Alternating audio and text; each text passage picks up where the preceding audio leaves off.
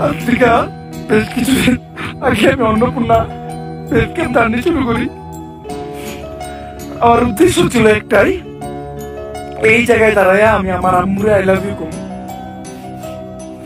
আমার নানির I love you কম।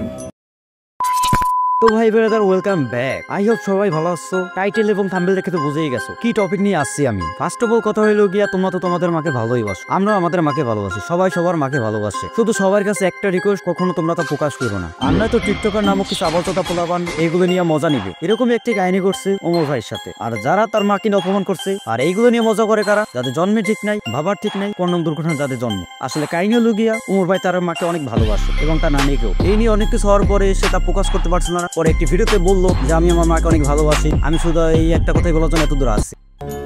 এই জায়গায় দাঁড়ায় আমি আমার আম্মুরে আই লাভ ইউ কম, আমার নানির আই লাভ ইউ কম। আজকে আমি এই জায়গায় আই লাভ ইউ আম্মু, আই লাভ ইউ নানি। এইগুলো নিয়ে কিছু আবলচতা টিকটকার অনেক রোস্ট করে থাকে। মা ব্যবসায়ী, মা ব্যবসায়ী, মা ব্যবসায়ী, মা ব্যবসায়ী, মা ব্যবসায়ী, মা ব্যবসায়ী, মা ব্যবসায়ী, যেদিকে যাই সেদিকে শুনি শুধু মা ব্যবসায়ী। আর আমাদের দেশের অন্যতম বোকাচোদা টিকটকার জিসান, ও জানেই না যে ও কত বড় একটা ভোটাই। আর ফার্স্ট অফ অল কথা হইলো গিয়া, ওমরকে নিয়ে যারা বেশিরভাগ রোস্ট করছে বা পচাইছে, তাদের মধ্যে বেশিরভাগ হচ্ছে গিয়া কাপল ব্লগার বা ছাপড়ি টিকটকার। ব্যবসা ভালো, সেলুন ব্যবসা ভালো, কিন্তু তার চেয়ে জঘন্য ব্যবসা হচ্ছে মা ব্যবসা।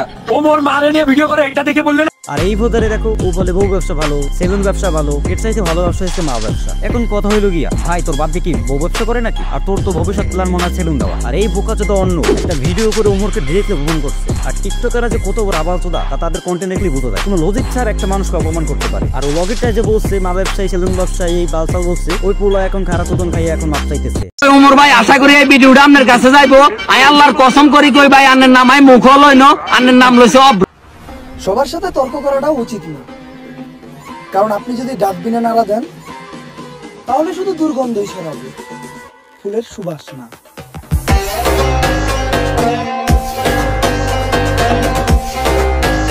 এখন আপনারা বলতেই পারেন সব রোস্টাররা কেন ওমরের পক্ষ নিয়ে কথা বলে। ওমরকে রোস্ট করার মতো এখনো কোনো রোস্টার জন্ম হয় না, কারণ তার ভিডিওর মধ্যে কখনো সাপড়ে কোনো ইস্যু পাওয়া যায় না। সে যুক্তিহীন কোনো কথা বলে না, তার কথা প্রত্যেকটা কথা তার যুক্তি থাকে, তার প্রতিটা কথা লজিক আছে। তো ভাই যারা আজকের ভিডিও এই পর্যন্তই, অবশ্যই আমার চ্যানেলটি সাবস্ক্রাইব করে দিবেন। আল্লাহ হাফেজ।